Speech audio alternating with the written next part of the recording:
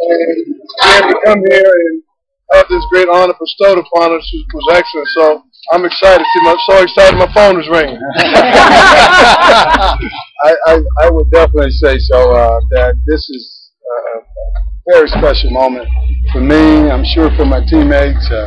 But yet winning the Super Bowl 25, 26 years ago, and now just going in the Hall of Fame, and yet to get to come to the White House and to meet the president, someone that me and Otis used to work out with many years ago, and to now to get him to allow us to come here. You know, like I was saying, it's a full circle, and this is you know, to me, it's just like a Super Bowl because you know, the appreciation to a great guy that you've seen 3, 4, 5 years ago, and now see him, you know, the chairman of the free world, you know, and it's a great honor to be here. Richard and Otis, you guys are 25 years older than you were when you won the Super Bowl. Do you think you appreciate it more today than you would have back then as a kid? Because you're just growing up in life and now really appreciate the honor? Anytime, you know, you're right in the middle of it or just finished it, you don't really capture the whole moment. But the older you get,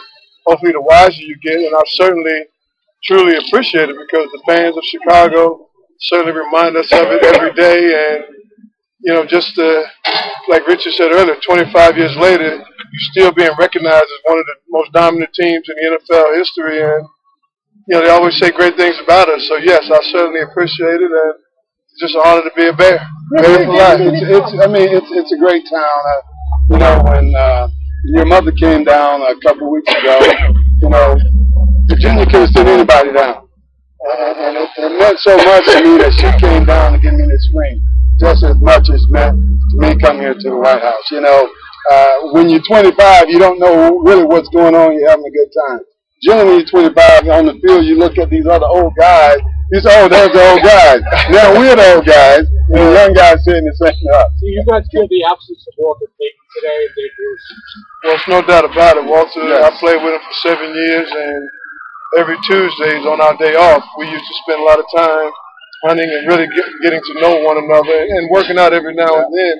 He's just a great individual, you know, a class act and a phenomenal athlete. And it's just great to see that the organization has embraced his family and having Connie and Jared and Brittany around at all times because Walter's an icon in football, not only just the Bears organization, and football around the world. So he was a good friend of mine. I think about him every day.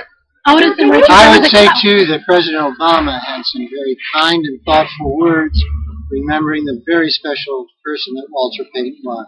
And that meant a lot to us. He was remembered today. He'll always be with us in our hearts. He was, as you know, an extraordinary football player. More than that, he was an extraordinary human being. Could you recall, gentlemen, how you two met Obama? That you were comfortable with that? Well, I recall meeting him after we had been knowing each other for quite some time, but I can recall once he lost his race against Bobby Rush, and he didn't know exactly, what I tell kids today, he didn't know exactly what he might want to do and where he was going, but he was very appreciative of the time and, you know, that we spent with helping him raise money and helping him trying to work out things in communities. And less than 2.5 years, you know, if he become U.S. Senator, then he become president. You know, I just tell kids, you know, once you put yourself on the right path, the world is yours. Guys, given the fact that guys like Dave Dorson and Walter Payton could not be here, what's your take on a teammate choosing not to be here? Well, certainly I can't speak for anybody that's not here. I know quite for sure you have a lot of guys that's working and couldn't be here. And then listening to the media, you heard, individuals saying he didn't want to come. We all have choices we have to make in life. I mean, this is an opportunity some people never get. I mean, a little guy who grew up in Brownsville in Brooklyn, New York, playing ball all my life and then ended up here in the White House. You never know, so you don't squander opportunities like this. So you never know where this game of sport take us, and that's why, I'm so appreciative to Mr. Hallis who started this game and to allow us to, flourish with our dreams and our possibilities. How would the 1985 Bears fare against the 2011 Chicago Bears? We'll shut them out. You want to answer that? Is that a handoff? Yeah, that's a handoff. Hands down, you know. I mean, the 85 Bears, not many people in the league around the country could beat us. So, yeah, we probably would take it light on our own Bears.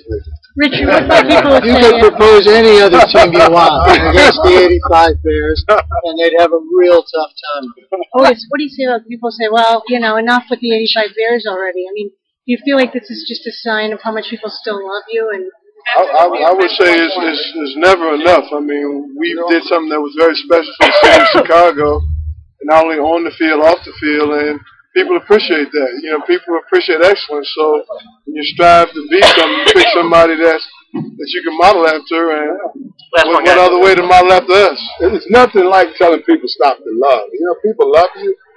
Anything you love, you just don't stop, you know. So we appreciate the love because we appreciate the things. We love to see the shuffle. Let's hear it. Let's see it. Mike, starting off there. Go ahead, Mike.